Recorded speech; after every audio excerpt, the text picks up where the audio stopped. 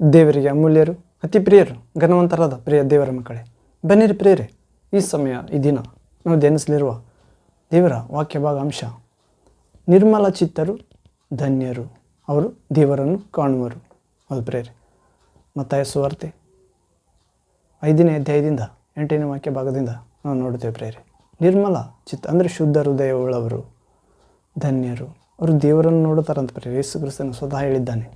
ಹೌದು, ಹೀಗೆ ಈ ವಾಕ್ಯವನ್ನು ಧ್ಯಾನಿಸುವ ಮೊದಲು ನಾವು ತಂದೆಯ ದೇವರ ಸಹಾಯವನ್ನು, ದೇವಕುಮಾರ ಯೇಸು ಕ್ರಿಸ್ತನ ಜ್ಞಾನವನ್ನು, ದೇವರ ಪರಿಶುದ್ಧಾತ್ಮನ ಶಕ್ತಿಯನ್ನು, ಬುದ್ಧಿ ವಿಕಾಸವನ್ನು, ವಾಕ್ಯವನ್ನು ಅರ್ಥ ಮಾಡಿಕೊಳ್ಳುವ ಕೃಪೆಯನ್ನು, ಒಳ್ಳೆಯ ನೆಲದಲ್ಲಿ ಬೀಜ ಬಿದ್ದ ಆ ಬೀಜ ಹೇಗೆ 100ರಷ್ಟು ಫಲ ಕೊಡುತ್ತದೋ ಅದೇ ರೀತಿ ನಮ್ಮ ಹೃದಯ ಒಳ್ಳೆಯ ಹೊಲವಾಗುವಂತೆ, ದೇವರ ಮಾತುಗಳು ಒಳ್ಳೆಯ ಬೀಜವಾಗುವಂತೆ, 100ಕ್ಕೆ 100 60 30ರಷ್ಟು ಫಲ ಕೊಟ್ಟು ಅಶಾಶ್ವತವಾಗಿ ನಿಲ್ಲುವಂತೆ, ಅನೇಕ ಆತ್ಮಗಳನ್ನು, ಮನುಷ್ಯರನ್ನು ದೇವರ ರಾಜ್ಯಕ್ಕೆ ಸುರಕ್ಷಿತವಾಗಿ ಸೇರಿಸುವಂತೆ, ನರಕದಿಂದ ತಪ್ಪಿಸಿ, ಭಯದಿಂದ, ಅಶಾಂತಿಯಿಂದ ತಪ್ಪಿಸಿ, ಇಹಲೋಕದ ಮಿಥ್ಯ ದೇವರು ಎಳೆದ ಆ ಅಂಧಕಾರದ ಪರದೆ ಪ್ರೇರೆ, ಹೌದು, ಲೌಕಿಕತೆ ಎನ್ನುವ ಜೀವಿತದಿಂದ ಬಿಡಿಸಿ ಆ ಪಾರಮಾರ್ಥಿಕವಾದ ಅಶಾಶ್ವತವಾದ ಅಮರತ್ವವುಳ್ಳ ಆ ನಿತ್ಯ ಶಾಂತಿ ಆನಂದ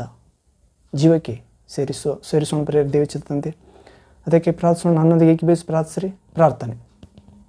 ತಂದೆ, ಸರ್ವಶಕ್ತ ದೇವರೇ, ಪರಿಶುದ್ಧನೇ ಪರಿಶುದ್ಧನೇ ಪರಿಶುದ್ಧನೇ, ಪ್ರೀತಿ ಸ್ವರೂಪನಾದ ದೇವರೇ, ಶಾಂತಿದಾಯಕ ದೇವರೇ, ನಮ್ಮೆಲ್ಲರ ರಕ್ಷಕನೇ, ನಿಮ್ಮ ಸನ್ನಿಧಿಯಲ್ಲಿ ಬೇಡಿಕೊಳ್ಳುವವರಿಗೆ ಯಾವ ಮೇಲೆಯೂ ಕೊರತೆ ಇಲ್ಲ ತಂದೆ. ಹೌದು ತಂದೆ, ನೀವು ಯಾವ ಜನಾಂಗಕ್ಕೆ ದೇವರಾಗಿದ್ದಾರೋ ಆ ಜನರು ಭಾಗ್ಯವಂತರು ಎಂದು ದಾವೀದನು 33ನೇ ಕೀರ್ತನೆ 12ನೇ ವಾಕ್ಯ ಭಾಗದಲ್ಲಿ ನುಡಿಯುತ್ತಿದ್ದಾನೆ ಪ್ರಭುವೆ. ಹೌದು ಪ್ರಭುವೆ, ನಾವು ನಿಮ್ಮನ್ನು ಆರಿಸಿಕೊಳ್ಳಲಿಲ್ಲ, ನೀವೇ ನಮ್ಮನ್ನು ಆರಿಸಿಕೊಂಡಿರಿ. ನಿಮ್ಮನ್ನು ವಿಶ್ವಾಸವಂತೆ ನಮ್ಮನ್ನು ದೃಷ್ಟಿಸಿದಿರಿ, ಅದಕ್ಕಾಗಿ ಸ್ತೋತ್ರ ತಂದೆ. ಈ ವಾಕ್ಯದ ಮುಖಾಂತರ ನಿಮ್ಮ ಬಗ್ಗೆ ಹೇಳುವಾಗ ತಂದೆ, ನಿಮ್ಮ ವಾಕ್ಯಗಳನ್ನು ಧ್ಯಾನಿಸುವಾಗ ಅನೇಕರನ್ನು ದೃಷ್ಟಿಸಬೇಕೆಂದು ತಂದೆ ಆಕರ್ಷಿಸದ ಹೊರತು ಯಾರು ನನ್ನ ಬಳಿಗೆ ಬರುವುದಿಲ್ಲ ಎಂದು ಯೇಸು ಕ್ರಿಸ್ತನು ಹೇಳಿದಂತೆ, ನೀವು ತಂದೆಯ ದೇವರ ಆತ್ಮಸ್ವರೂಪನೇ, ಸಮಸ್ತ ಲೋಕ ಸೃಷ್ಟಿಕರ್ತನೆ, ಯೆಹೋವನೇ, ನಿಮ್ಮ ರೂಪದಲ್ಲಿ ನಿಮ್ಮ ವಾಕ್ಯವಾಗಿ ಬಂದ ಯೇಸು ಕ್ರಿಸ್ತನ ಕಡೆಗೆ ಅನೇಕರನ್ನು ವಾಕ್ಯ ಭಾಗದ ಮುಖಾಂತರ ಆಕರ್ಷಿಸಬೇಕೆಂದು, ಹಾಗೆ ಆಕರ್ಷಿಸಿದವರನ್ನು ಯೇಸಪ್ಪ ಕ್ರಿಸ್ತನು ತಳ್ಳಿಬಿಡುವುದೇ ಇಲ್ಲ, ಕಡೆಯ ದಿನದಲ್ಲಿ ಜೀವಕ್ಕೆ ಎಬ್ಬಿಸುತ್ತಾನೆ, ನಿತ್ಯ ಜೀವಕ್ಕೆ, ದೇವರ ಜೀವಕ್ಕೆ, ಅನಂತ ಜೀವಕ್ಕೆ, ಶಾಶ್ವತ ಅಳಿಯದ ಮುಗಿವಿಲ್ಲದ ನಿತ್ಯ ಆರಾಧನೆಯ ಜೀವಿತಕ್ಕೆ, ಬೆಳಕಿನ ಜೀವಿತಕ್ಕೆ ಅಂತ ಕೃಪೆ ಭಾಗ್ಯ, ನಾಶನ ಮಾರ್ಗದಲ್ಲಿರುವ, ಪಾಪದಲ್ಲಿರುವ, ಅನಾರೋಗ್ಯದಲ್ಲಿರುವ, ಚಿಂತೆ ಗೋಳಾಟದಲ್ಲಿರುವ, ನಿರಾಶೆಯಲ್ಲಿರುವ, ಸೈತಾನನ ತಂತ್ರಗಳಿಂದ ಮರಣದ ನರಕದ ಬಾಗಿಲಲ್ಲಿರುವ ಎಲ್ಲ ಆತ್ಮಗಳನ್ನು ದರ್ಶಿಸಬೇಕೆಂದು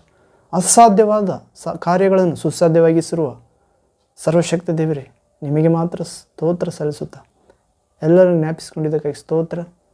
ನಿಮ್ಮ ಮಕ್ಕಳ ಜೀವಿತಕ್ಕೆ ವಿರುದ್ಧವಾಗಿ ಕಲ್ಪಿಸಿದ ಯಾವ ಆಯುಧವು ಸಫಲವಾಗುವುದಿಲ್ಲ, ಅದಕ್ಕಾಗಿ ಸ್ತೋತ್ರ.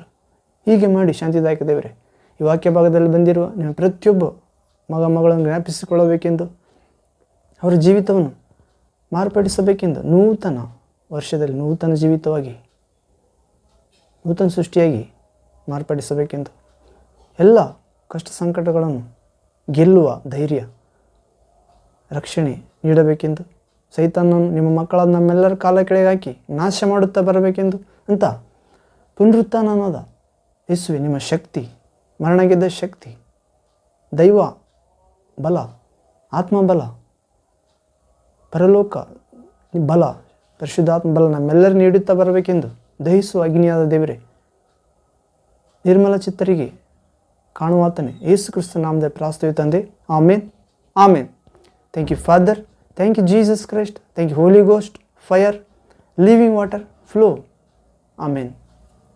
ಹೌದು ಪ್ರೇರೆ, ಅಂಶ ನಿರ್ಮಲ ಚಿತ್ತರು ಧನ್ಯರು, ಅಂದರೆ ಶುದ್ಧ ಹೃದಯವುಳ್ಳವರು ಧನ್ಯರು ಪ್ರೇರೆ, ಅವರು ದೇವರನ್ನು ಕಾಣುವರು.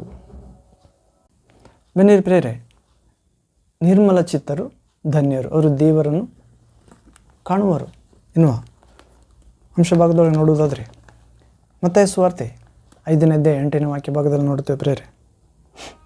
Matthew gospel chapter 5 verse 8th word. ಇಲ್ಲಿ ಓದುವುದಾದರೆ ಅದೇ ವಾಕ್ಯ ಪ್ರೇರೆ, ನಿರ್ಮಲ ಚಿತ್ತರು ಧನ್ಯರು, ಅವರು ದೇವರನ್ನು ನೋಡುವರು.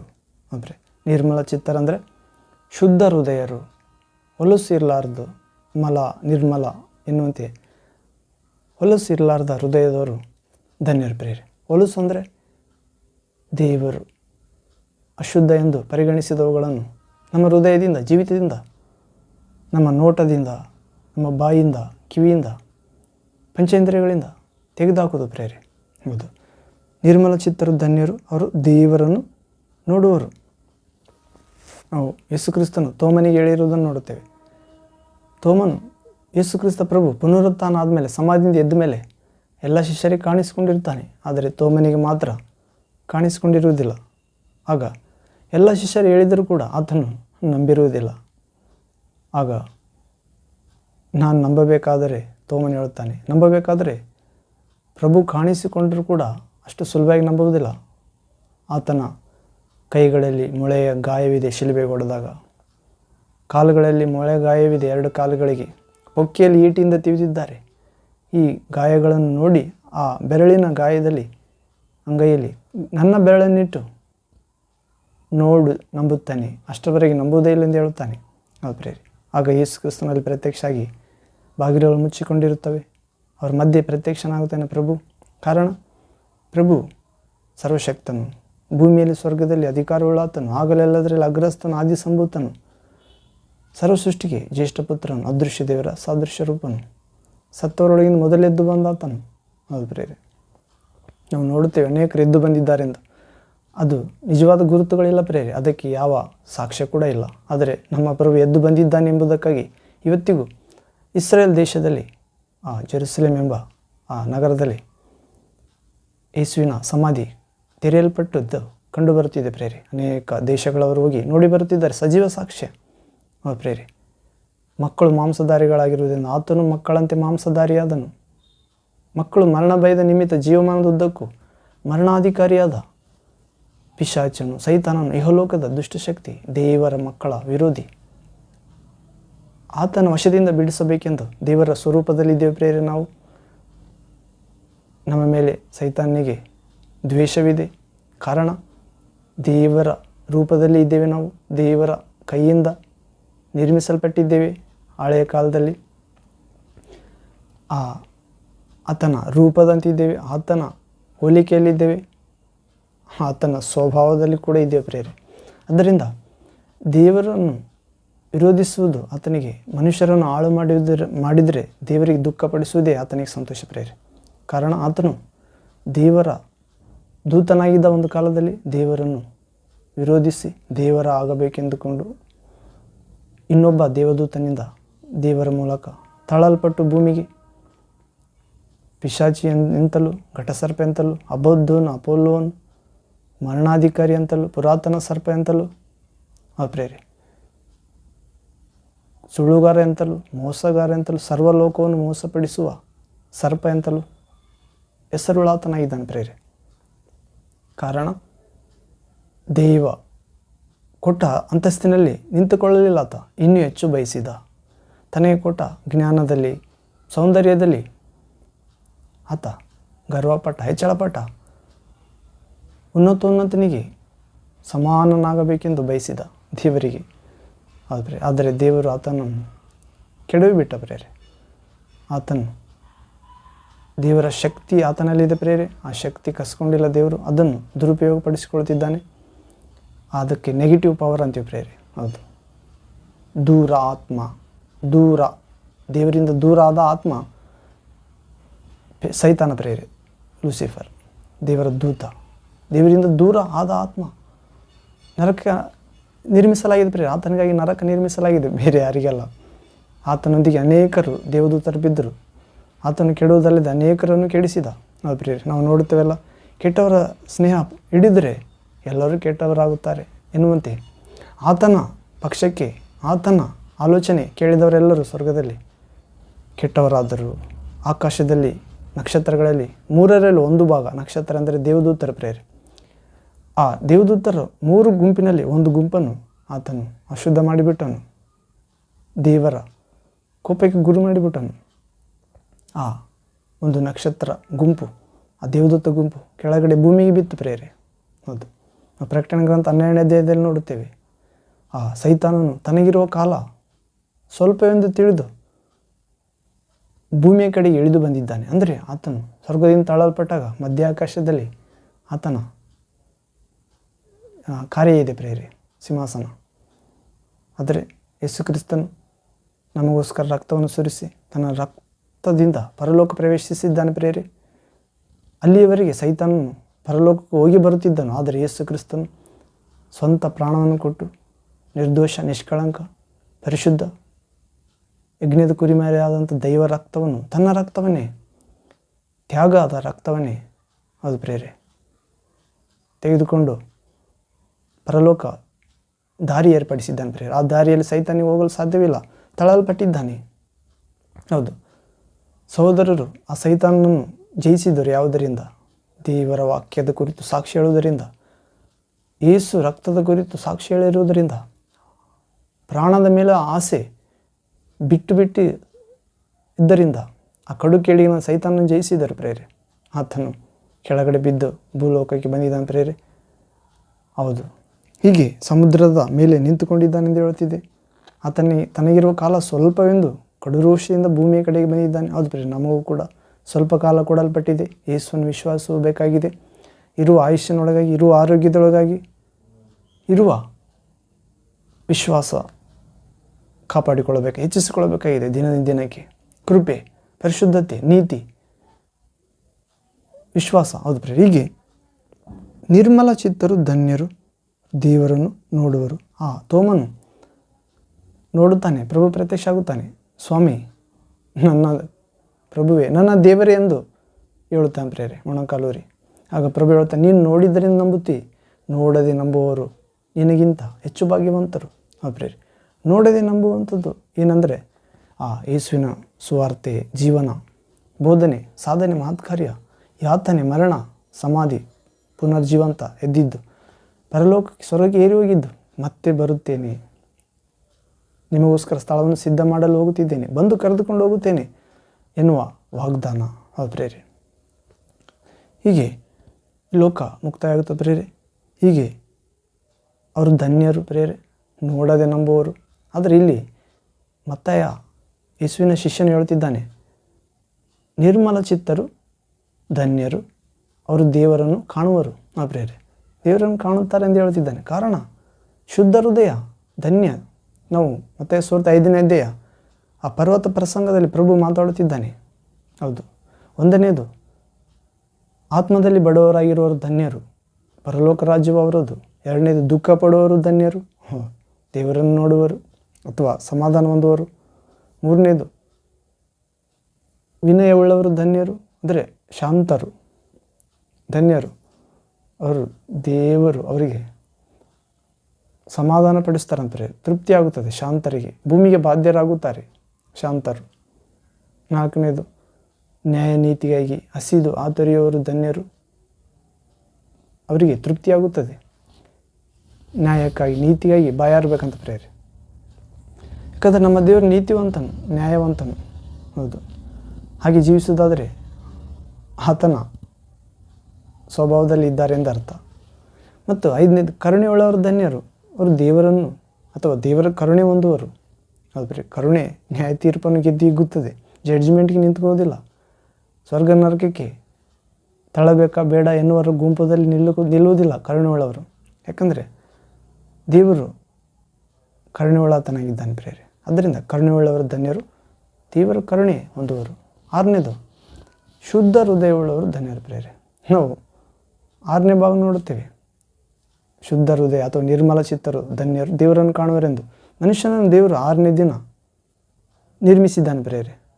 5 ದಿನದಲ್ಲಿ ಭೂಮಿ, ಆಕಾಶ, ಸೂರ್ಯಚಂದ್ರ, ನಕ್ಷತ್ರ, ಸಮುದ್ರ, ಜಲಜಂತುಗಳು, ಕ್ರಿಮಿಕೀಟಗಳು, ಕಾಡುಮೃಗಗಳು, ಸಾಧು ಪ್ರಾಣಿಗಳು, ಆಕಾಶ ಪಕ್ಷಿಗಳು, ಹಣ್ಣಿನ ಮರಗಳು, ಕಾಯಿಪಲ್ಯ ಗಿಡಗಳು, ಪ್ರೇರೆ ಅನೇಕ ರೀತಿ 6ನೇ ದಿನ ಮನುಷ್ಯನನ್ನು ನಿರ್ಮಿಸಿದ್ದಾನೆ.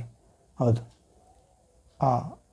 ಇದು ಕೂಡ ಪರ್ವತ ಪ್ರಸಂಗದಲ್ಲಿ ಅಷ್ಟಭಾಗ್ಯಗಳೆಂದು ಕರೆಯಲಾಗುತ್ತದೆ. ಆ ಭಾಗ್ಯಗಳಲ್ಲಿ 6ನೇ ಭಾಗ್ಯ ಶುದ್ಧ ಹೃದಯವುಳ್ಳವರು ಧನ್ಯರು. ಪ್ರೇರೆ 6 ಸಂಖ್ಯೆ ಮನುಷ್ಯನಿಗೆ ಹೋಲಿಕೆಯಾಗಿದೆ ಪ್ರಿಯರೇ. ಮತ್ತು ಮನುಷ್ಯನು ಶುದ್ಧನಾಗಿರಬೇಕೆಂದು ದೇವರು ಬಯಸ್ತಿದ್ದಾನೆ. ಯಾಕಂದರೆ ದೇವರು ಆತನಲ್ಲಿ ವಾಸ ಮಾಡಲು ಇಷ್ಟಪಡುತ್ತಿದ್ದಾನೆ. ನೀವು ದೇವರ ಆಲಯವಾಗಿದ್ದೀರೆಂದು, ದೇವರ ಆತ್ಮ ನಿಮ್ಮಲ್ಲಿ ವಾಸ ಮಾಡುತ್ತಾನೆಂದು ನಿಮಗೆ ತಿಳಿದಿಲ್ಲವೋ? ಯಾವನಾದರೂ ಆ ಆಲಯವನ್ನು ಕೆಡಿಸಿದರೆ ದೇವರು ಅವನನ್ನೇ ಕೆಡಿಸುತ್ತಾನೆ. ಆ ಆಲಯ ಪರಿಶುದ್ಧವಾದದ್ದು, ಆ ಆಲಯ ನೀವೇ ಎಂದು ಪೌಲನು ಕೊರಿಂಥ 1ನೇ ಪತ್ರಿಕೆ 3ನೇ ಅಧ್ಯಾಯ 16ನೇ ವಾಕ್ಯ ಭಾಗದಿಂದ ನುಡಿತಿದ್ದಾನೆ ಪ್ರಿಯರೇ. ಹೌದು, ಹೀಗೆ ದೇವರು ನಮ್ಮಲ್ಲಿ ವಾಸ ಮಾಡುವಾಗ ನಾವು ದೇವರನ್ನು ಕಾಣುತ್ತೇವೆ ಪ್ರಿಯರೇ. ಕಾರಣ ಶುದ್ಧ ಹೃದಯ ಪರಿಣಾಮದಿಂದಾಗಿ, ನಿರ್ಮಲ ಆಲೋಚನೆಯಿಂದಾಗಿ ನಾವು ದೇವರನ್ನು ಕಾಣುತ್ತೇವೆ ಎಂದು ಯೇಸು ಹೇಳುತ್ತಿದ್ದಾನೆ. ಹೀಗೆ ನಾವು ಮತ್ತೊಂದು ವಾಕ್ಯ ನೋಡೋಣ ಪ್ರಿಯರೇ. ಆ ಕೀರ್ತನೆಗಳ ಗ್ರಂಥ 24ನೇ ಅಧ್ಯಾಯ 4-6ನೇ ವಚನ. Slams chapter 24 verse 4-6 word. ಇಲ್ಲಿ ಓದೋದಾದರೆ, ಯಾವನು ಅಯೋಗ್ಯ ಕಾರ್ಯಗಳಲ್ಲಿ ಮನಸ್ಸಿಡದೆ ಮೋಸ ಪ್ರಮಾಣ ಮಾಡದೆ ಶುದ್ಧ ಹಸ್ತವು ನಿರ್ಮಲ ಮನಸ್ಸು ಉಳ್ಳವನಾಗಿದ್ದಾನೋ. 5ನೇ ವಾಕ್ಯ, ಅವನೇ ಯೆಹೋವನಿಂದ ಶುಭವನ್ನು ಹೊಂದುವನು, ತನ್ನ ರಕ್ಷಕನಾದ ದೇವರಿಂದ ನೀತಿ ಫಲವನ್ನು ಪಡೆಯುವನು. 6ನೇ ವಾಕ್ಯ, ಇಂಥವರೇ ಆತನ ದರ್ಶನವನ್ನು ಬಯಸುವವರು. ಯಾರು ಪ್ರೇರೆ ಎಂಥವರು ದೇವರ ದರ್ಶನವನ್ನು ಅಥವಾ ದೇವರನ್ನು ಕಾಣುತ್ತಾರೆ? ಶುದ್ಧ ಅಯೋಗ್ಯ ಕಾರ್ಯಗಳಲ್ಲಿ ಮನಸ್ಸಿಡದವರು ದೇವರನ್ನು ಕಾಣುತ್ತಾರೆ. ಇದು ಶುದ್ಧ ಹೃದಯದ ಅಥವಾ ನಿರ್ಮಲ ಚಿತ್ತ ಹೃದಯವುಳ್ಳವರ ಪರಿಣಾಮ ಪ್ರೇರೆ. ಅಯೋಗ್ಯ ಕಾರ್ಯಗಳಲ್ಲಿ ಮನಸ್ಸಿಡುವುದಿಲ್ಲ ಶುದ್ಧ ಹೃದಯವುಳ್ಳವರು ದೇವರನ್ನು ಕಾಣಬೇಕೆಂದರೆ. ಮತ್ತು ಶುದ್ಧ ಹಸ್ತ ಇರಬೇಕಂತ ಪ್ರೇರೆ. ಶುದ್ಧ ಹಸ್ತ ಇರಬೇಕು, ಅವರು ದೇವರನ್ನು ಕಾಣುತ್ತಾರೆ. ಮತ್ತು ಮೋಸ ಪ್ರಮಾಣ ಮಾಡದವರು ದೇವರನ್ನು ಕಾಣುತ್ತಾರೆ ಪ್ರೇರೆ. ಯೆಹೋವನಿಂದ ಶುಭವನ್ನು ಹೊಂದುವರು, ಇಂಥವರೇ ಮತ್ತು ರಕ್ಷಕನಾದ ದೇವರಿಂದ ನೀತಿ ಫಲವನ್ನು ಪಡೆಯುವರು ಪ್ರೇರೆ. ನಿರ್ಮಲ ಚಿತ್ತರು ಧನ್ಯರು, ಅವರು ದೇವರನ್ನು ಕಾಣುವರು. ಹೌದು, ಈ ನಿರ್ಮಲ ಚಿತ್ತ ಇದ್ದರೆ, ಶುದ್ಧ ಹೃದಯ ಇದ್ದರೆ ಅಯೋಗ್ಯ ಕಾರ್ಯಗಳಲ್ಲಿ ನಾವು ಮನಸ್ಸಿಡುವುದಿಲ್ಲ ಪ್ರೇರೆ. ಮೋಸ ಪ್ರಮಾಣ ಮಾಡುವುದಿಲ್ಲ, ಮಾಡುತ್ತೇನೆ ಎಂದೇಳಿ ಅದನ್ನು ಮಾಡದಿರುವುದು, ಮನುಷ್ಯರಿಗೂ ದೇವರಿಗೂ ಭಯಪಡದಿರುವುದು, ಅಥವಾ ಕೊಟ್ಟ ಮಾತನ್ನು ನೆರವೇರಿಸದಿರುವುದು. ಆದರೆ ನಷ್ಟವಾದರೂ ಕೂಡ ಕೊಟ್ಟ ಮಾತನ್ನು ತಪ್ಪದವನೇ ದೇವರಲ್ಲಿ ವಿಶ್ವಾಸ ಇಟ್ಟವನು ಪ್ರೇರೆ. ಆದರೆ ಮಾತು ಕೊಡುವುದಕ್ಕಿಂತ ಮೊದಲು ಜಾಗೃತಿ ಇರಬೇಕು ಪ್ರೇರೆ. ಯಾಕಂದರೆ ನಿನ್ನ ಮಾತಿನಿಂದಲೇ ನೀನು ನೀತಿವಂತನು, ನೀನು ಅನೀತಿವಂತ ಎಂದು ತೀರ್ಮಾನ ಆಗುತ್ತದೆ ಮನುಷ್ಯರಿಗೆ, ದೇವರ ಮುಂದೆ. ಹೀಗೆ ನಿರ್ಮಲ ಶುದ್ಧ ಹೃದಯ ಇರುವವರು ದೇವರನ್ನು ಕಾಣುತ್ತಾರೆ ಪ್ರೇರೆ. 1ನೇದಾಗಿ ಅಯೋಗ್ಯ ಕಾರ್ಯಗಳಲ್ಲಿ ಮನಸ್ಸಿಡುವುದಿಲ್ಲ ದೇವರನ್ನು ಕಾಣುವವರು, ಮೋಸ ಪ್ರಮಾಣ ಮಾಡುವುದಿಲ್ಲ ದೇವರನ್ನು ನೋಡುವವರು, ಮತ್ತು ಶುದ್ಧ ಹಸ್ತ ನಿರ್ಮಲ ಮನಸ್ಸು ಉಳ್ಳವರಾಗಿರುತ್ತಾರೆ ದೇವರನ್ನು ಕಾಣುವವರು. ಮತ್ತು ಕಾಣಬೇಕೆಂದರೆ ಶುದ್ಧ ಹಸ್ತ ನಿರ್ಮಲ ಮನಸ್ಸು ಇರಬೇಕು. ಅವರೇ ಯೆಹೋವನಿಂದ ಶುಭವನ್ನು ಹೊಂದುವರು. ಆದರೆ ನಿರ್ಮಲ ಮನಸ್ಸುಳ್ಳವರೇ, ಶುದ್ಧ ಮನಸ್ಸುಳ್ಳವರೇ, ಅಯೋಗ್ಯ ಕಾರ್ಯಗಳ ಮನಸ್ಸಿಡದವರೇ, ಮೋಸ ಪ್ರಮಾಣ ಮಾಡದವರೇ ಮತ್ತು ದೇವರಿಂದ ಶುಭವನ್ನು ಹೊಂದುತ್ತಾರೆ ಪ್ರೇರೆ. ನಿರ್ಮಲ ಮನಸ್ಸಿರುವವರು ದೇವರನ್ನು ಕಾಣುವವರು ಶುಭ ಹೊಂದುತ್ತಾರೆ ಮತ್ತು ರಕ್ಷಕನಾದ ದೇವರಿಂದ ನೀತಿ ಫಲವನ್ನು ಪಡೆಯುತ್ತಾರೆ ಪ್ರೇರೆ. ನೀತಿ ಫಲ, ಹೌದು, ಅವರು ಮಾಡುವ ಪ್ರತಿಯೊಂದು ಕಾರ್ಯ ನೀತಿಯಿಂದ ಕೂಡಿರುತ್ತದೆ ಪ್ರೇರೆ. ಒಳ್ಳೆ ನೆಲದಲ್ಲಿ ಬಿದ್ದ ಬೀಜ ಹೇಗೆ ಮೊಳಕೆ ಹೊಡೆಯುತ್ತದೋ, ಫಲ ಕೊಡುತ್ತದೋ, ಅದೇ ರೀತಿ ಇವ್ರ ಮಾತುಗಳು, ಜೀವಿತ, ಯೋಚನೆ, ಕಾರ್ಯಗಳು ಎಲ್ಲ ಫಲ ಕೊಡುತ್ತದೆ, ನೀತಿ. ಹೌದು ಪ್ರೇರೆ. ಇಂಥವರೇ ಆತನ ದರ್ಶನವನ್ನು ಬಯಸುವವರು. ಎಂಥವರು ಪ್ರೇರೆ? ಅಯೋಗ್ಯ ಕಾರ್ಯಗಳಲ್ಲಿ ಮನಸ್ಸಿಡಬಾರದು, ಮೋಸ ಪ್ರಮಾಣ ಮಾಡಬಾರದು, ಶುದ್ಧ ಹಸ್ತವುಳ್ಳವರಾಗಿರಬೇಕು, ನಿರ್ಮಲ ಮನಸ್ಸುಳ್ಳವರಾಗಿರಬೇಕು. ಮತ್ತು ಇವರೇ ದೇವರಿಂದ ಶುಭ ಹೊಂದುತ್ತಾರೆ, ರಕ್ಷಕನಾದ ದೇವರಿಂದ ನೀತಿ ಫಲವನ್ನು ಹೊಂದುತ್ತಾರೆ. ಇಂಥವರೇ ದೇವರ ದರ್ಶನವನ್ನು ಬಯಸುತ್ತಾರೆ ಪ್ರೇರೆ. ಯಾರ್ಯಾರು? ಮತ್ತು ಅಯೋಗ್ಯ ಕಾರ್ಯಗಳಲ್ಲಿ ಮನಸ್ಸು ಇಡಲಾರ್ದವರು ದೇವರ ದರ್ಶನ ಬಯಸುವುದಿಲ್ಲ. ಶುದ್ಧ ಹಸ್ತ ಇರಲಾರ್ದವರು ದೇವರ ದರ್ಶನ ಬಯಸುವುದಿಲ್ಲ. ಮೋಸ ಪ್ರಮಾಣ ಮಾಡುವವರು ದೇವರ ದರ್ಶನ ಬಯಸುವುದಿಲ್ಲ, ದೇವರನ್ನು ನೋಡುವುದಿಲ್ಲ. ಅದು ಪ್ರೇರೆ. ಮತ್ತು ಶುಭವನ್ನು ಹೊಂದುವುದಿಲ್ಲ, ರಕ್ಷಕನಾದ ದೇವರ ನೀತಿ ಫಲ ಪಡೆಯುವುದಿಲ್ಲ, ದೇವರ ದರ್ಶನ ಬಯಸುವುದಿಲ್ಲ. 6ನೇ ವಾಕ್ಯದ ಕೊನೆಯ ಭಾಗ, ಯಾಕೋಬ್ಯರ ದೇವರೇ ನಿನ್ನ ಸಾನ್ನಿಧ್ಯವನ್ನು ಸೇರುವವರು ಇಂಥವರೇ. ಪ್ರೇರೆ ದೇವರ ಸಾನ್ನಿಧ್ಯ ಸೇರುತ್ತಾರೆ, ದೇವರನ್ನು ಕಾಣುತ್ತಾರೆ ಪ್ರೇರೆ. ಯಾರು? 1ನೇದಾಗಿ ಶುದ್ಧ ಹೃದಯ ಅಂದರೆ ನಿರ್ಮಲ ಚಿತ್ತ ಆಲೋಚನೆ ಉಳ್ಳವರು. 2ನೇದಾಗಿ ಅಯೋಗ್ಯ ಕಾರ್ಯದಲ್ಲಿ ಮನಸ್ಸಿಡದವರು ದೇವರನ್ನು ಕಾಣುತ್ತಾರೆ, ದೇವರನ್ನು ಬಯಸುತ್ತಾರೆ, ದರ್ಶನ ದೇವರ ಸನ್ನಿಧಿ ಸೇರುತ್ತಾರೆ. ಮತ್ತು ಮೋಸ ಪ್ರಮಾಣ ಮಾಡದವರು ದೇವರನ್ನು ಕಾಣುತ್ತಾರೆ. ನಿರ್ಮಲ ಮನಸ್ಸುಳ್ಳವರು, ಶುದ್ಧ ಹಸ್ತುಳ್ಳವರು ದೇವರು ಕಾಣುತ್ತಾರೆ, ಶುಭ ಹೊಂದುತ್ತಾರೆ. ರಕ್ಷಕನ ದೇವರಿಂದ ನೀತಿ ಪ್ರತಿಫಲ ಪಡೆಯುತ್ತಾರೆ ಪ್ರೇರೆ. ದೇವರ ದರ್ಶನ ಪಡೆಯುತ್ತಾರೆ, ದೇವರ ಸನ್ನಿಧಿ ಸೇರುತ್ತಾರೆ ಇಂಥವರೇ. ಹೌದು ಪ್ರೇರೆ. ನಿರ್ಮಲ ಚಿತ್ತರು ಧನ್ಯರು, ದೇವರನ್ನು ಕಾಣುವರು ಪ್ರೇರೆ. ಇನ್ನೊಂದು ವಾಕ್ಯ ನೋಡೋದಾದರೆ ನಾವು 1ನೇ ಯೋಹಾನನ ಪತ್ರಿಕೆ 3ನೇ ಅಧ್ಯಾಯ 2-3ನೇ ವಾಕ್ಯದಲ್ಲಿ ಓದುತ್ತೇವೆ ಪ್ರೇರೆ. 1 John chapter 3 verse 2-3 ವರ್ಡ್. ಯೋಹಾನನ 1ನೇ ಪತ್ರಿಕೆ 2ನೇ ಅಧ್ಯಾಯ, ಹಾಲೆಲೂಯ, 3ನೇ ಅಧ್ಯಾಯ 2-3ನೇ ವಾಕ್ಯ ಪ್ರೇರೆ. 1 John chapter 3 verse 2nd 3rd word. ಇಲ್ಲಿ ಓದುವುದಾದರೆ, ಪ್ರೇರೆ ಈಗ ದೇವರ ಮಕ್ಕಳಾಗಿದ್ದೇವೆ, ಮುಂದೆ ನಾವು ಏನಾಗುವವೋ ಅದು ಇನ್ನೂ ಪ್ರತ್ಯಕ್ಷವಾಗಲಿಲ್ಲ. ಕ್ರಿಸ್ತನು ಪ್ರತ್ಯಕ್ಷನಾಗುವಾಗ ನಾವು ಆತನ ಆಗಿರುವೆವೆಂದು ಬಲ್ಲೆವು. 3ನೇ ವಾಕ್ಯ, ಯಾಕಂದರೆ ಆತನಿರುವ ಪ್ರಕಾರವೇ ಆತನನ್ನು ನೋಡುವೆವು. ಆತನ ಮೇಲೆ ಈ ನಿರೀಕ್ಷೆಯನ್ನಿಟ್ಟಿರುವ ಪ್ರತಿಯೊಬ್ಬನು ಕ್ರಿಸ್ತನು ಶುದ್ಧನಾಗಿರುವಂತೆಯೇ ತನ್ನನ್ನು ಶುದ್ಧ ಮಾಡಿಕೊಳ್ಳುತ್ತಾನೆ. ಪ್ರೇರೆ ಇಲ್ಲಿ ಯೇಸು ಕ್ರಿಸ್ತನ ಆಪ್ತ ಶಿಷ್ಯ ಹೇಳುತ್ತಿದ್ದಾನೆ, ದೇವರ ಮಕ್ಕಳನ್ನು ಸೈತಾನನ ಮಕ್ಕಳನ್ನು ಕುರಿತು ವ್ಯತ್ಯಾಸವನ್ನು ಹೇಳುವ ಭಾಗದಲ್ಲಿ. ಪ್ರೇರೆ ದೇವರ ಮಕ್ಕಳು ಹೇಗಿರುತ್ತಾರೆಂದರೆ, ಪ್ರೇರೆ ಈಗ ದೇವರ ಮಕ್ಕಳಾಗಿದ್ದೇವೆ. ಹೌದು, ಯಾಕಂದರೆ ದೇವರ ಮಕ್ಕಳೆಂಬ ಹೆಸರನ್ನು ಕೊಟ್ಟಿದ್ದಾನೆ. ಯೇಸು ಕ್ರಿಸ್ತನನ್ನು ಅಂಗೀಕರಿಸುವ ಅಂದರೆ ಆತನಲ್ಲಿ ನಂಬಿಕೆ ಇಡುವ ಪ್ರತಿಯೊಬ್ಬರು ದೇವರ ಮಕ್ಕಳಾಗ ಅಧಿಕಾರ ಹೊಂದುತ್ತಾರೆ ಪ್ರೇರೆ. ರಕ್ತ ಸಂಬಂಧದಿಂದ ಹುಟ್ಟಿದವರಲ್ಲ, ಕಾಮದಿಂದ ಹುಟ್ಟಿದವರಲ್ಲ, ಮಾನವ ಸಹಜ ಬಯಕೆಯಿಂದ ಹುಟ್ಟಿದವರಲ್ಲ, ಪುರುಷ ಸಂಕಲ್ಪದಿಂದ ಹುಟ್ಟಿದವರು, ದೇವರಿಂದಲೇ ಹುಟ್ಟಿದವರು, ದೇವರ ಆತ್ಮನಿಂದ ಹುಟ್ಟಿದವರು.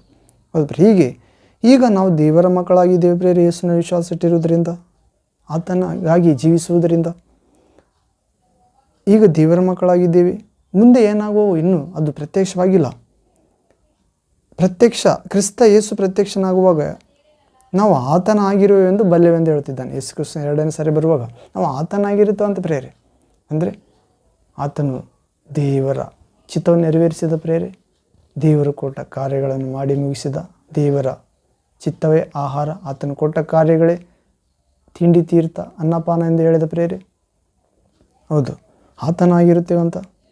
ಮತ್ತು ಆತನು ಪಾಪ ಮಾಡಲಿಲ್ಲ, ಪಾಪ ಇದೆ ಎಂದು ನೀವು ಯಾರು ರುಜು ಮಾಡಬಲ್ಲಿರಿ? ನನ್ನಲ್ಲಿ ಯಾರು ಮುಂದೆ ಬರಲಿಲ್ಲ ಪ್ರೇರೆ. ಕಾರಣ ಆತನು ಮಹಾಪರಿಶುದ್ಧನಾಗಿದ್ದನು, ದೇವರು. ಮತ್ತು ಮರಣದ ಮುಳ್ಳನ್ನು ಮುರಿದ ಪ್ರೇರೆ, ಮರಣದಿಂದ ಎದ್ದ. ಹೌದು, ಆತನ ಬರುವಾಗ ನಾವು ಆತನಂತಿರುವೆವು. ಮರಣದ ಮುಳ್ಳನ್ನು ಮುರಿತೇವೆ ಪ್ರೇರೆ. ಎಲ್ಲರೂ ಭಕ್ತರು ಸಮಾಧಿಯಿಂದ ಎದ್ದು ಹೊರಗಡೆ ಬರುತ್ತಾರೆ ಪ್ರೇರೆ, ಆತನ ಸ್ವರ ಕೇಳಿ. ಹೌದು, ಯೋಹಾನ ಸುವಾರ್ತೆಯಲ್ಲಿ ನೋಡುತ್ತೇವೆ, ನನ್ನ ಸ್ವರ ಕೇಳುವವರೆಲ್ಲರೂ ಸಮಾಧಿಯಿಂದ ಎದ್ದು ಹೊರಗಡೆ ಬರುವ ಕಾಲ ಬರುತ್ತದೆ, ಈಗಲೇ ಬಂದಿದೆ, ಕೇಳಿದವರು ಬದುಕುವರೆಂದು ಹೇಳಿದ್ದಾನೆ ಪ್ರೇರೆ. ಹೌದು, ಈಗಲೇ ಈ ವಾಕ್ಯಗಳು ಕೇಳುತ್ತಲೇ ಬದುಕಿದ್ದು ಸತ್ತಂತಿರುವ ಯೇಸುವನ್ನು ಇರುವವರು ವಿಶ್ವಾಸಿದರೆ ಅವಿಶ್ವಾಸ ಎಂಬ ಸಮಾಧಿಯಿಂದ ಹೊರಗಡೆ ಬರುತ್ತೆ ಪ್ರೇರೆ, ಜೀವಂತವಾಗಿ ವಿಶ್ವಾಸ ಎಂಬ ಜೀವಕ್ಕೆ. ಮತ್ತು ಕ್ರೈಸ್ತರಾಗಿದ್ದರೂ ಕೂಡ ವಾಕ್ಯ ಪ್ರಕಾರ ಜೀವಿಸದೇ ಇರುವವರು, ಆಚಾರ ಕ್ರೈಸ್ತರು, ಅವರು ಕೂಡ ಯೇಸುವಿನ ವಾಕ್ಯ ಕೇಳುವುದು ಮಾತ್ರ ಅಲ್ಲ, ಅದರ ಪ್ರಕಾರ ಜೀವಿಸುವುದಾದರೆ, ಒಪ್ಪಿಸಿಕೊಡುವುದಾದರೆ ಅವರು ಸಮಾಧಿಯಿಂದ ಎದ್ದು ಹೊರಗಡೆ ಬರ್ತಾರೆ ಬೇರೆ. ಆ ನಿರ್ಜೀವ ಆಚಾರದಿಂದ, ನಿರರ್ಥಕ ಆಚಾರದಿಂದ, ಹೆಸರಿಗೆ ಮಾತ್ರ ವಿಶ್ವಾಸಿಗಳಿಂದ, ಮೂಢನಂಬಿಕೆಯಿಂದ, ವಿಗ್ರಹ ಆರಾಧನೆಯಿಂದ, ದೇವರ ಆತ್ಮಸ್ವರೂಪನಾಗಿದ್ದಾನೆ, ಆತನ ಆರಾಧಿಸುವರು ಆತ್ಮೀಯ ಸತ್ಯದಿಂದ ಆರಾಧಿಸಬೇಕು. ಹೀಗೆ ಈಗ ದೇವರ ಮಕ್ಕಳಾಗಿದ್ದೇವೆ, ಮುಂದೆ ನಾವು ಏನಾಗುವ ಇನ್ನೂ ಪ್ರತ್ಯಕ್ಷ ಆಗಿಲ್ಲ. ಕ್ರಿಸ್ತೇಸು ಪ್ರತ್ಯಕ್ಷ ಆಗುವಾಗ ನಾವು ಆತನಂತಿರುತ್ತೇವೆ ಅಂತ ಪ್ರೇರೆ. ಆತನು ಪರಿಶುದ್ಧನಾಗಿದ್ದನು ಪ್ರೇರೆ, ಆತನು ಇರುವಾತನಾಗಿದ್ದನು, ಆತನ ಮುಖಾಂತರ ಸಮಸ್ತ ಉಂಟಾಯಿತು. ಆತನಂತೆ ಶುದ್ಧವಾಗಿ ಇಟ್ಟುಕೊಳ್ತಾನಂತ ಪ್ರೇರೆ, ಆತನಲ್ಲಿ ವಿಶ್ವಾಸ ಇಟ್ಟವನು. 3ನೇ ವಾಕ್ಯ ನೋಡುತ್ತೇವೆ, ಯಾಕಂದರೆ ಆತನಿರುವಾಗಿರುವೆವು ಎಂದು ಬಲ್ಲೆವು. ಯಾಕಂದರೆ 3ನೇ ವಾಕ್ಯ 3rd ವರ್ಡ್, ಯಾಕಂದರೆ ಆತನಿರುವ ಪ್ರಕಾರವೇ ಆತನನ್ನು ನೋಡುವೆವು. ಪ್ರೇರೆ ಆತನಿರುವ ಪ್ರಕಾರ, ಹೌದು, ಆತನು ಯಾರು ಪ್ರೇರೆ? ಆತನು ಕಾಣದಿರುವ ದೇವರ ಕಾಣುವ ರೂಪ ಪ್ರೇರೆ. ಹೌದು, ಆತನು ಕೃಪೆ, ಸತ್ಯ, ಸಂಪೂರ್ಣನು. ಯಾರು ದೇವರನ್ನು ಎಂದೂ ಕಂಡಿಲ್ಲ. ಯಾರು ಏಕಪುತ್ರನು ಸ್ವತಃ ದೇವರಾಗಿದ್ದು ತಂದೆಯ ವೃಕ್ಷ ಸ್ಥಳದಲ್ಲಿ ಎದೆಯಲ್ಲಿದ್ದನು. ಆತನು ಇದನ್ನು ತಿಳಿಯಪಡಿಸಿದನು. ನನ್ನನ್ನು ನೋಡಿದವನು ತಂದೆಯನ್ನೇ ನೋಡಿದ್ದಾನೆ ಎಂದು ತನ್ನ ಶಿಷ್ಯನಾದ ಫಿಲಿಪ್ಪನಿಗೆ ಹೇಳ್ತಾನೆ. ಫಿಲಿಪ್ಪನು ಹೇಳ್ತಾನೆ, ಪ್ರಭು, ತಂದೆ ಎನ್ನುತ್ತೀಯಲ್ಲ, ತಂದೆಯನ್ನು ನಮಗೆ ತೋರಿಸು, ಅಷ್ಟೇ ಸಾಕು ಎಂದು ಹೇಳ್ತಾನೆ. ಯೋಹಾನ ಸುವಾರ್ತೆ 14ನೇ ಅಧ್ಯಾಯ 6ನೇ ವಾಕ್ಯ ಭಾಗದಿಂದ ನೋಡುತ್ತೇವೆ. ಫಿಲಿಪ್ಪನೇ, ಇಷ್ಟು ದಿವಸ ನಾವು ನಿಮ್ಮ ಸಂಗಡ ಇದ್ದರೂ ಇನ್ನೂ ನನ್ನನ್ನು ಅರ್ಥಕೊಳ್ಳಲಿಲ್ಲವೇ?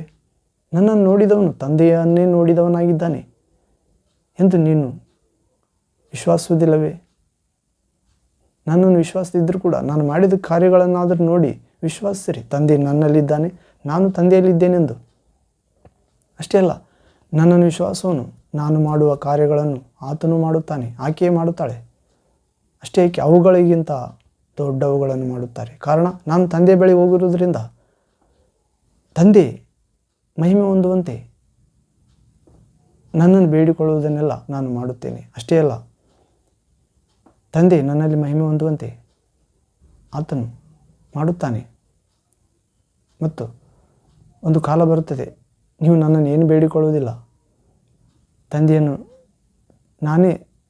ನನ್ನನ್ನು ಪ್ರೀತಿಸಿದ್ದಾನೆ ಎಂದು, ತಂದೆಯೇ ನನ್ನನ್ನು ಕಳಿಸಿಕೊಟ್ಟಿದ್ದಾನೆ ನೀವು ವಿಶ್ವಾಸದಿಂದ ತಂದೆಯೇ ನಿಮ್ಮ ಮೇಲೆ ಮಮತೆ ಇಡುತ್ತಾನೆ. ತಂದೆಯಿಂದಲೇ ನೀವು ನೇರವಾಗಿ ಮಾತಾಡುತ್ತೀರಿ, ಪಡೆದುಕೊಳ್ಳುತ್ತೀರಿ, ನಡೆಯುತ್ತೀರಿ ಎಂದು ಹೇಳ್ತಿದ್ದಾನೆ. ಹೌದು, ಮಕ್ಕಳಾಗುತ್ತೀರಿ ಸ್ಪಷ್ಟವಾಗಿ ಎಂದು ಹೇಳುತ್ತಾನೆ. ನಾವು 16ನೇ ಅಧ್ಯಾಯದಲ್ಲಿ ಕೊನೆಯ ಭಾಗದಲ್ಲಿ ನೋಡುತ್ತೇವೆ ಯೋಹಾನ ಸುವಾರ್ತೆ. ಹೀಗೆ ಯೇಸುವಿನಲ್ಲಿ ವಿಶ್ವಾಸಿಟ್ಟಿರುವ ಪ್ರತಿಯೊಬ್ಬನು 3ನೇ ವಾಕ್ಯ, ಯೋಹಾನನ 1ನೇ ಪತ್ರಿಕೆ 3ನೇ ಅಧ್ಯಾಯ 3ನೇ ವಾಕ್ಯ ಪ್ರೇರೆ.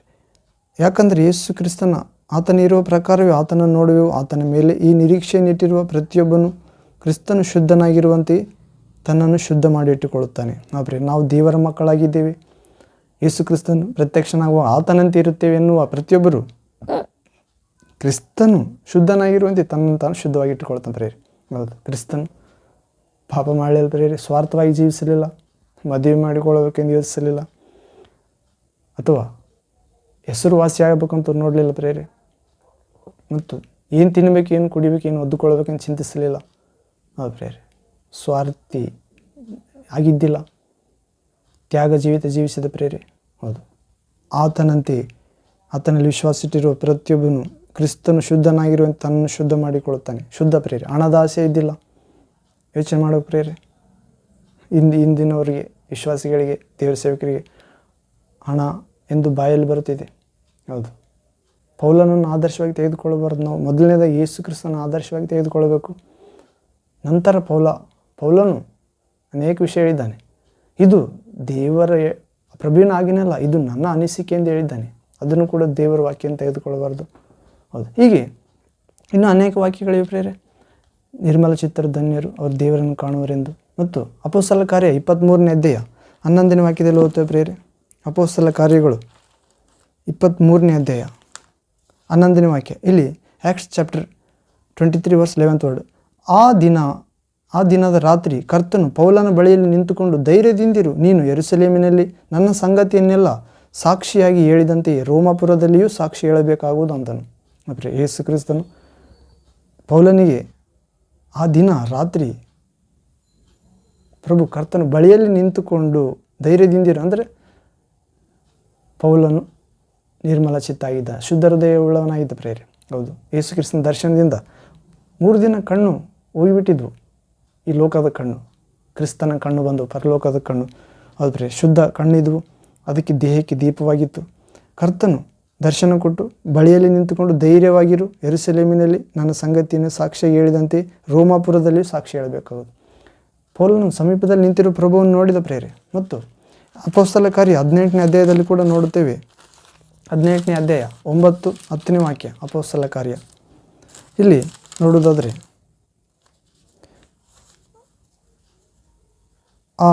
ಇದಲ್ಲದೆ ಕರ್ತನು ರಾತ್ರಿ ಕಾಲದಲ್ಲಿ ಪೌಲನಿಗೆ ದರ್ಶನ ಕೊಟ್ಟು, ನೀನು ಹೆದರಬೇಡ, ಸುಮ್ಮನಿರದೆ ಮಾತಾಡುತ್ತಲೇ ಇರು, ನಾನು ನಿನ್ನೊಂದಿಗೆ ಇದ್ದೇನೆ, ಯಾರು ನಿನ್ನ ಮೇಲೆ ಬಿದ್ದು ಕೇಡು ಮಾಡುವುದಿಲ್ಲ ಈ ಪಟ್ಟಣದಲ್ಲಿ ನನಗೆ ಬಹಳ ಮಂದಿ ಇದ್ದಾರೆ ಎಂದು ಹೇಳ್ತಾನೆ ಪ್ರೇರೆ. ಹೌದು, ಪ್ರಭು ಕರ್ತನ ಪಕ್ಕದಲ್ಲಿ ನಿಂತು ಧೈರ್ಯ ಕೊಟ್ಟ ಅಂತ ಧೈರ್ಯ ಪ್ರಭು ನಮ್ಮೆಲ್ಲರಿಗೂ ನೀಡಲಿ ಯೇಸು ನಾಮದಲ್ಲಿ.